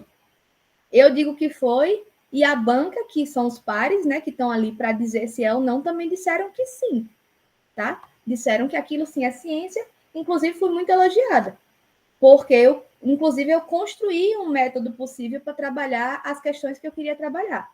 Porque esse é o primeiro ponto. Um método, ele existe para responder uma pergunta de pesquisa. Então, o método ele precisa ser adequado à pergunta. A depender de qual seja a minha pergunta, o melhor método do mundo, o método mais exato, não vai funcionar. Então, por exemplo, se eu pergunto... eu vou formular uma pergunta bem ruim, tá? Porque, assim, de cabeça tá difícil. Como as pessoas... Como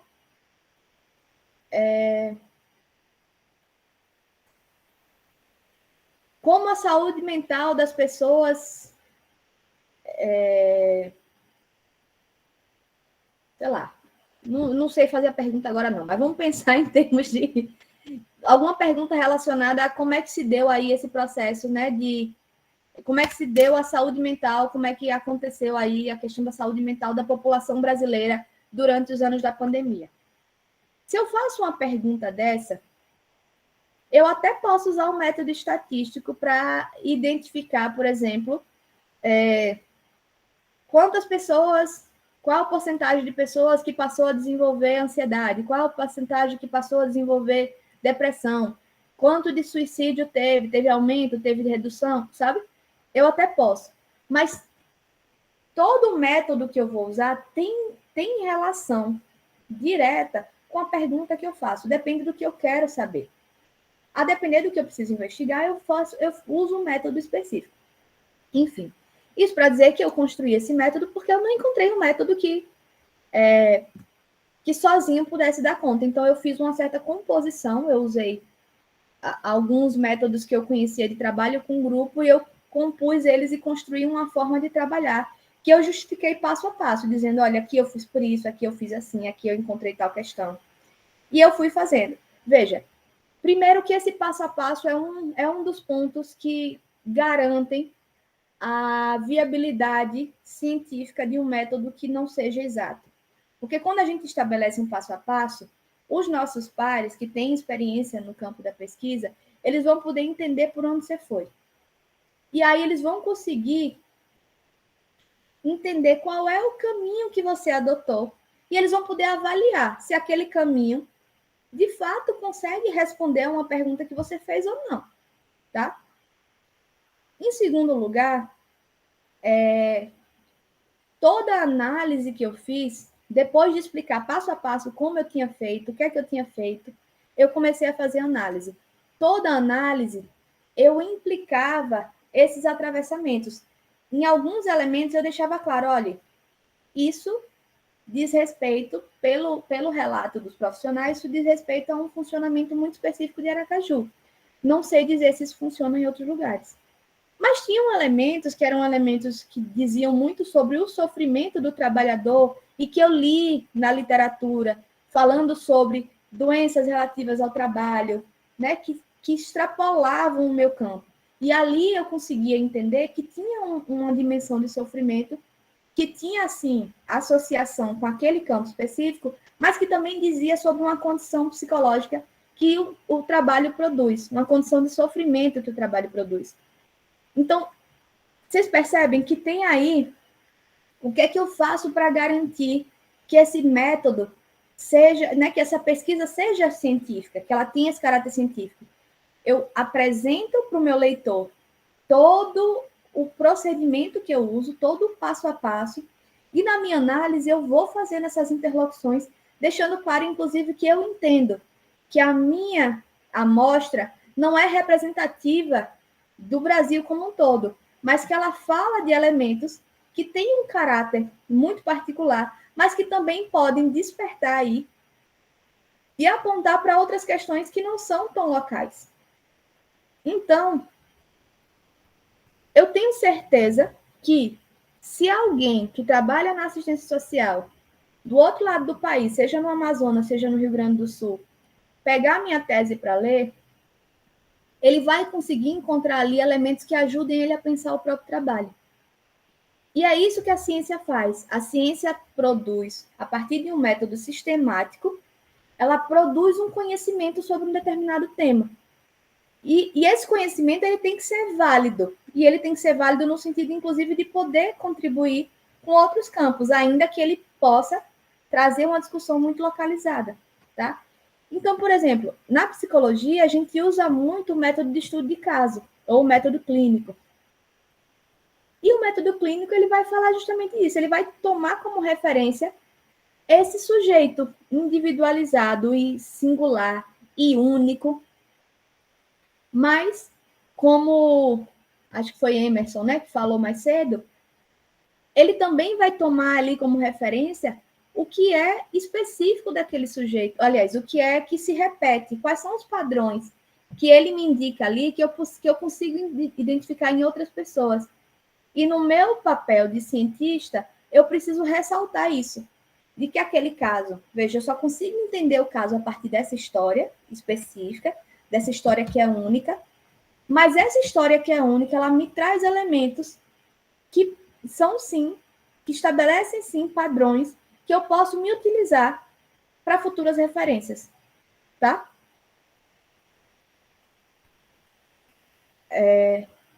Então, Jefferson, veja, essa discussão sobre se o método vai depender da região, do tipo da sociedade, é uma discussão mais recente, que está muito, muito mais aproximada dessas discussões que eu estou trazendo para vocês enquanto ciências humanas, tá? Porque, de fato, se a gente vai pensar em termos de ciências humanas, se a gente vai pensar em processos sociais, se a gente vai pensar em prática, em campo de práticas sociais de forma geral, não dá para a gente pressupor que o mesmo método que funciona.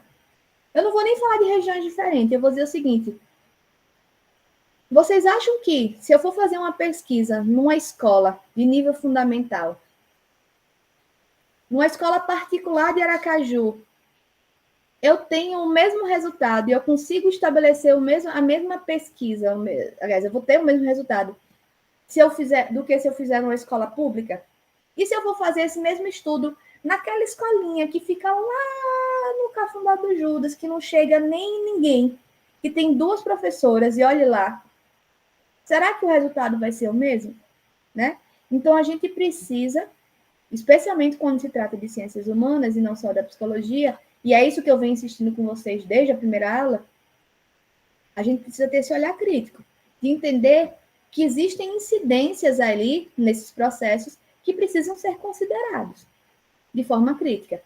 Mas isso não quer dizer que a gente vai perder o caráter de cientificidade do processo, porque a cientificidade, vocês têm toda a razão, está muito mais ligada à questão do método, de como é que a gente usa o método e como é que a gente apresenta esse método para que a nossa pesquisa fique clara para os nossos pares, para que as pessoas possam ler e dizer assim, entendi o que é que ela fez, entendi por que ela chegou nesse resultado, entendi por que a conclusão é essa, tá? Eita, falei muito. Mas deixa eu só terminar o raciocínio aqui de Luiz Cláudio Figueiredo, porque eu parei no meio para falar de ciência. Mas não parei no meio, não, é porque tinha a ver, né, com essa concepção. Então, Luiz Cláudio Figueiredo vai dizer: se a gente toma esse indivíduo único, irredutível, a gente vai entender que a psicologia é necessária, mas ela vai ser inviável enquanto ciência, pelo menos, e é isso, veja, enquanto ciência nessa concepção de ciência que a gente está pensando da ciência natural, que funcionou como base e como fundamento para a psicologia, tá? Se consolidar enquanto ciência. Por outro lado, o que Luiz Cláudio Figueiredo vai dizer é o seguinte: mas se por outro lado a gente toma como referência esse sujeito, ou esse indivíduo, como um indivíduo para o outro, ou seja, um indivíduo que a gente vai pensar ele muito mais nas relações que ele estabelece com o outro, como suporte de papéis sociais, como suporte de papéis predefinidos, e é aí que ele vai chamar de indivíduo enquanto ficção, né? Ele vai dizer assim, aí tudo bem, a gente até pode ter uma ciência bem clara, essa ciência natural aí fica bem clara de como é que ela poderia funcionar. Porque esse sujeito, esse indivíduo, ele é público, digamos assim, né? Ele cumpre funções dentro de uma sociedade. Mas ele perde esses fundamentos da psicologia enquanto um projeto de psicologia mesmo, né? Esses fundamentos que estão ali no seu bojo, que falam justamente dessa intimidade, dessa individualidade, dessa irredutibilidade do sujeito. E aí vocês entenderam que, embora eu concorde com Luiz Cláudio Figueiredo, que a gente vive essa crise, embora eu concorde com Arthur Arruda Leal, que a gente nasceu em meio a essa contradição, eu acredito que, considerando, né, os desenvolvimentos que a gente tem hoje dessa concepção de ciência, a gente acaba conseguindo entender, sim, que a psicologia é uma ciência, e apesar de, eventualmente, a gente cair nessa armadilha, dessa contradição, e a gente se ver nessa crise, né, no sentido, volta e meia, gente, eu trabalho com psicanálise, vocês sabem disso, que eu repito com frequência, volta e meia tem gente que pergunta para mim, faz, tá, e como é que a psicanálise é ciência? Qual é o caráter de cientificidade, se você está falando de um sujeito individual? Se nenhum sujeito é igual ao outro, né? Então, isso nos recoloca diante dessa questão. Mas aí o colega, ele respondeu, ele ele respondeu antes de eu chegar nessa parte, de uma forma que é a melhor forma que a gente tem para responder isso hoje. De fato, a gente tem como fundamento, né, enquanto psicologia, essa especificidade que está ligada com a subjetividade, ligada com a intimidade, ligada com essas noções de sujeito, de indivíduo. E isso, de alguma forma, dificultaria o trabalho científico, no sentido de que indicaria algo que é muito individual, que é muito de uma pessoa só, né? Isso dificultaria, não, isso impediria um processo científico. Mas a gente consegue construir aí esse processo, entendendo que existe esse caráter, né? Essa distinção dos sujeitos entre si, que atravessam, inclusive, a história pessoal deles, né? As emoções, os afetos que se desenvolvem diante dessa história que eles vivem, mas que tem, sim, alguns elementos em comum que a gente pode usar como referência e que a gente pode usar, inclusive, na apresentação aí da nossa ciência, né? Da discussão. Quando eu falo do caso clínico, por exemplo, eu sempre digo, eu, enquanto psicanalista, volta e meia eu estou nos meus atendimentos e aí eu percebo que eu estou com alguma dificuldade com um paciente. Às vezes eu levo para supervisão, geralmente, mas às vezes não. Às vezes eu mesmo entendo que eu preciso ler sobre tal questão. Tipo, essa questão aqui, ele traz aqui uma questão sobre narcisismo. Ou então, na psicanálise a gente trabalha com diagnóstico estrutural, aí eu consigo construir um diagnóstico estrutural e faço, meu Deus, mas e agora? Como é que eu trabalho com isso? E aí, às vezes, eu vou pegar um texto de Freud, um caso clínico que Freud escreveu há 100 anos atrás, que diz de outro tempo, de outro espaço, de outro contexto. Mas tem ali alguns elementos desse diagnóstico estrutural que eu consigo perceber nesse sujeito que eu estou atendendo hoje. E é justamente isso, são esses elementos que eu vou entender, que eu posso usar aqui como referência hoje. E quando Freud faz essa construção, ele vai indicar esses elementos a partir de uma história, e ele conta essa história com detalhes, eu consigo entender qual foi o raciocínio que ele fez. Como é que ele chegou naquela conclusão? E aí, com isso, eu consigo pegar no meu caso hoje e tentar construir um raciocínio na mesma lógica, entende? E que me permitem construir aí essa forma de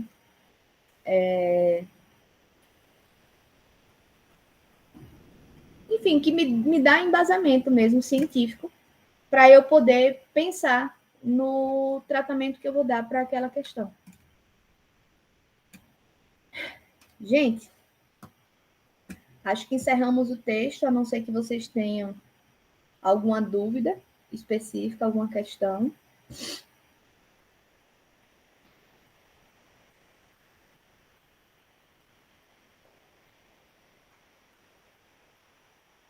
Tá. Se não tem dúvidas ou questões, eu vou fazer uma proposta para vocês. Nós só somos em 14 agora. Que é o seguinte. A partir da semana que vem, a gente vai entrar nas teorias, tá? Inclusive, eu não vou nem prometer, porque eu ando tão embolada na vida, mas eu pretendo, até domingo, colocar outra avaliação para vocês. Por sinal, a pessoa que estava me tirando dúvidas sobre a avaliação, se puder, fique no final, tá? Para a gente poder discutir, para eu explicar a questão. Enfim. Mas a gente vai entrar, de fato, nas teorias. A gente vai começar pela psicanálise. E o texto que eu separei para vocês é um texto que é longo, mas é muito longo. Eu já vou adiantando. Mas é o único texto que eu passo para alunos que só vão ter uma visão introdutória, uma visão generalizada da teoria. Por quê? Calma, Jefferson, calma. Ouça aqui. Eu tenho 7 minutos para terminar esse raciocínio para vocês entenderem qual é a questão. Freud, esses textos que eu estou passando para vocês, eles não foram escritos por Freud, eles foram conferências que Freud deu e que foram transcritas. Só daí, eu acho que vocês já entendem que a leitura é muito mais fluida. Porque quando a gente fala sobre algo, a gente consegue ter uma fluidez que, às vezes, no texto escrito a gente não consegue. Porque no texto escrito a gente está visualizando ali e a gente vai trazer toda a complexidade. Então, são conferências.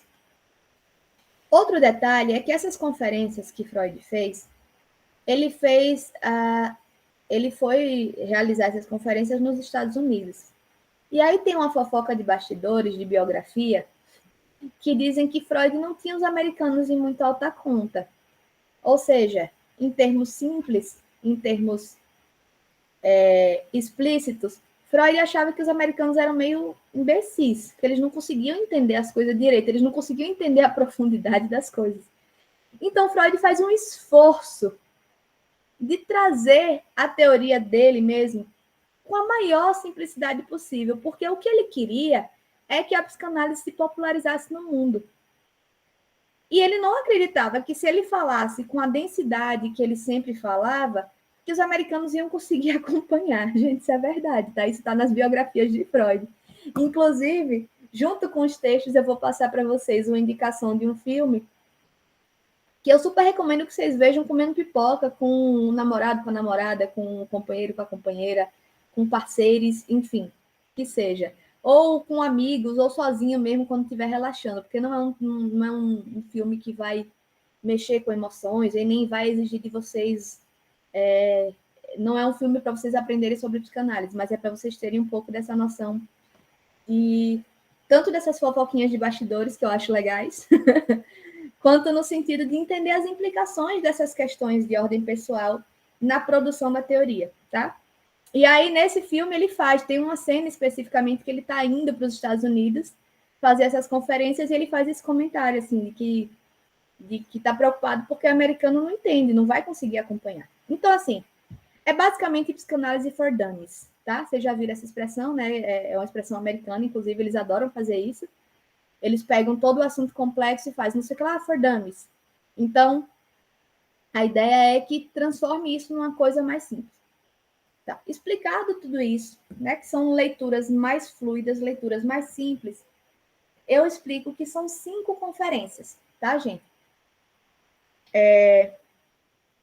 Eu pretendo matar elas 5 em 2 aulas. Não sei se vou conseguir. Até porque eu me empolgo falando de psicanálise e geralmente os alunos, na minha experiência, também se empolgam porque querem tirar dúvidas da vida e acaba que a gente vai estendendo um pouco. Mas, a princípio, para a gente até medir um pouco, né, essa temperatura do ritmo que a gente consegue fazer isso, eu quero trabalhar com as 2 primeiras na semana que vem, tá? Então, daqui para a semana que vem, não precisa ler tudo. Basta ler as 2 primeiras conferências. Até aqui, tudo bem? Ok, professor. Pronto. E aí, qual é a minha próxima proposta? Porque, assim, vejam, não é simplesmente que eu não é que eu não gosto de ficar aqui falando com vocês, tá? Que eu gosto de ficar falando o dia inteiro. Eu acho um pouco cansativo no sentido de que o que mais me apetece na docência é justamente essa interlocução, essa troca com vocês, essa discussão, porque eu acho importante quando eu aprendo junto, né? Quando eu consigo perceber que vocês estão interessados e que tem aí uma curiosidade. Mas também porque eu acho que para vocês isso ajuda no conhecimento, isso ajuda na fixação, na aprendizagem, tá? Eu acho que quanto mais vocês estão implicados na discussão, melhor fica. E aí eu estava pensando, qual é a moeda de troca mais valiosa para um aluno? Nota, né? Então eu quero fazer uma proposta de que para cada uma das conferências, a gente vai fazer essa experiência com psicanálise e depois, se der certo, a gente continua. Mas para cada uma das conferências, eu quero 3 debatedores. E percebam que eu estou falando debatedores, não é seminário, vocês não vão apresentar o texto. O ônus da aula ainda é meu, é a minha função. Eu vou explicar os conceitos, eu vou estruturar minimamente uma ideia que eu entendo que vocês precisam compreender. Mas para que eu garanta que vocês participem, pelo menos 3 de vocês participem por aula. Eu quero 3 debatedores por conferência, porque isso faz com que vocês se impliquem mais na leitura, pelo menos os que se comprometerem em fazer isso.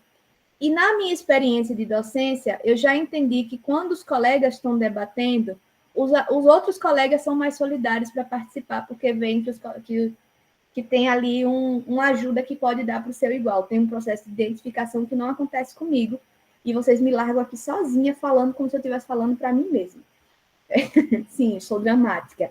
Mas, brincadeiras à parte, eu realmente acho que pode ser um funcionamento legal. E a ideia de debatedor é justamente de que, assim, eu não quero que vocês apresentem o texto, eu não quero que vocês me expliquem a teoria. Eu quero que vocês façam aí, né, façam uma leitura sistemática em que vocês identifiquem quais são os problemas do texto, quais são os conceitos que ele está trazendo, ainda que você não consiga explicar, que não tenha entendido.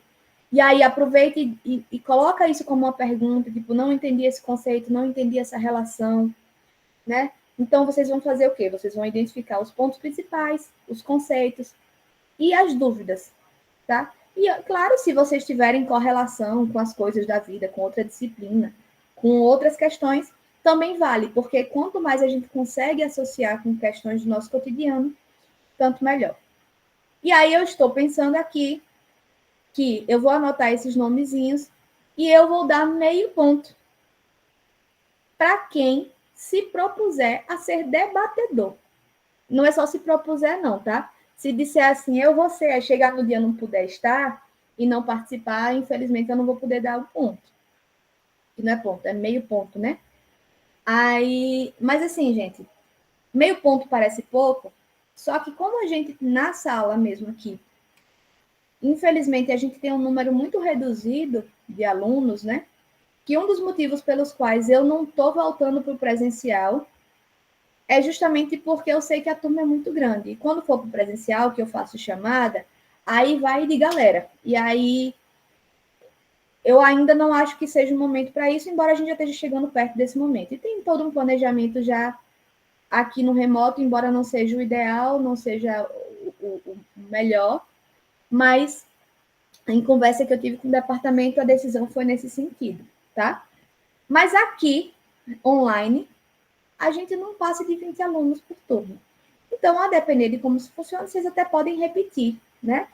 E outra coisa é que, obviamente, eu vou fazer aqui uma tabelinha com esses nomes de vocês, de quem estiver participando, de quem... E aí eu vou ter muito mais carinho, né? E na hora de lançar a nota, se for necessário, a gente dá umas arredondadas, tá? Mas a priori, a moeda de troca que eu vou ter com vocês é de meio ponto, para quem se propuser a ser debatedor e para quem, né, me ajudar nesse processo da aula na semana que vem. Nas próximas semanas, né? Então, vamos lá. Para a semana que vem, quem se dispõe a discutir a primeira conferência? Pronto, Antônio já quer na primeira. Deixa eu botar aqui, viu? Vou anotar aqui.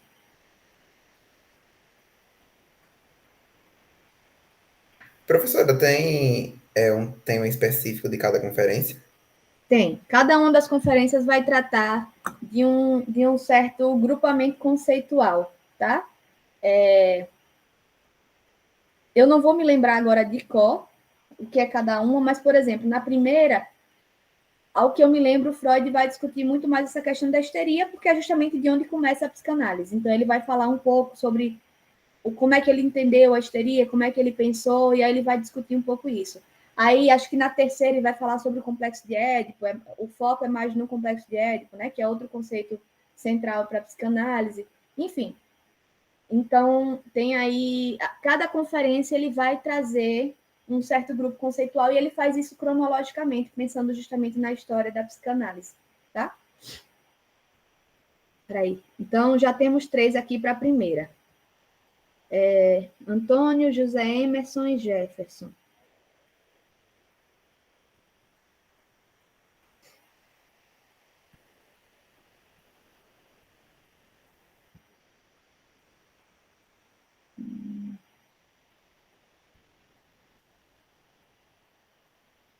E Jefferson. É Jefferson David, é? Ou Davi? Isso, professora David. David. Jefferson David. Pronto. A primeira conferência está definida. Agora vamos para a segunda. E aí, quem topa? Adalberto, eu posso te colocar na segunda conferência, então? Isso, professora, segunda. Pronto. Quem mais? Quem acompanha Adalberto?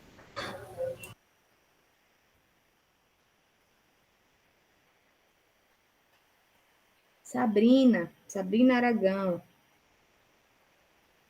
Só mais uma pessoa agora. Gente, eu sempre coloco 3, porque eu acho que, assim, imprevistos acontecem, né? E aí, se um colega não pode ir, o outro que fica sozinho carrega um peso muito grande, né? Para ter que levar o debate. Pronto, Alisson. Fechamos, então. E aí eu gosto de 3 porque tem essa perspectiva de que mesmo que um precise faltar por alguma razão,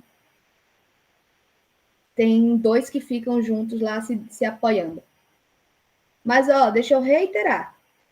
É debatedor, tá, gente? Vocês não se preocupem de explicar as coisas, vocês não têm que...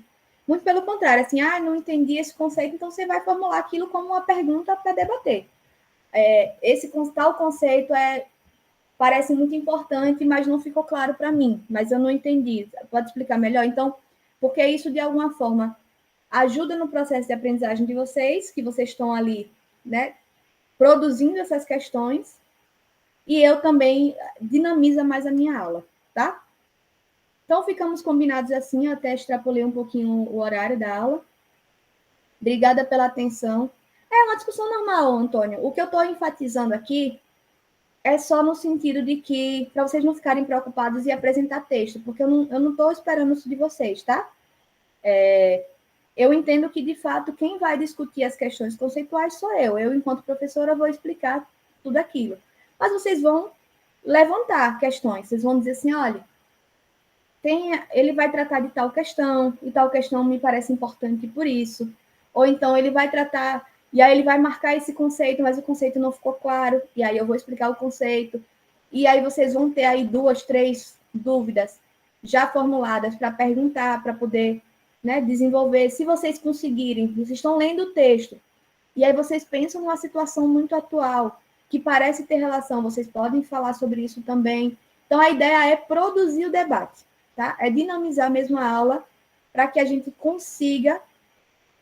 Viu, Jefferson? Obrigada. Desculpa aí que eu dei uma estendida, mas obrigada pela atenção e pela participação hoje. Então, a ideia é essa, tá? É que a gente possa debater. Então, sem pressão, sem nervosismo, eu não estou querendo que vocês apresentem, não é um seminário, até porque se fosse um seminário não valia meio ponto, né? Ia ter que ser mais. Beleza, gente? Deixa eu ir lá, viu que tá todo mundo precisando ir embora, e eu vou desligar também. Obrigada e até a próxima semana. Tchau, tchau. Até logo, professora.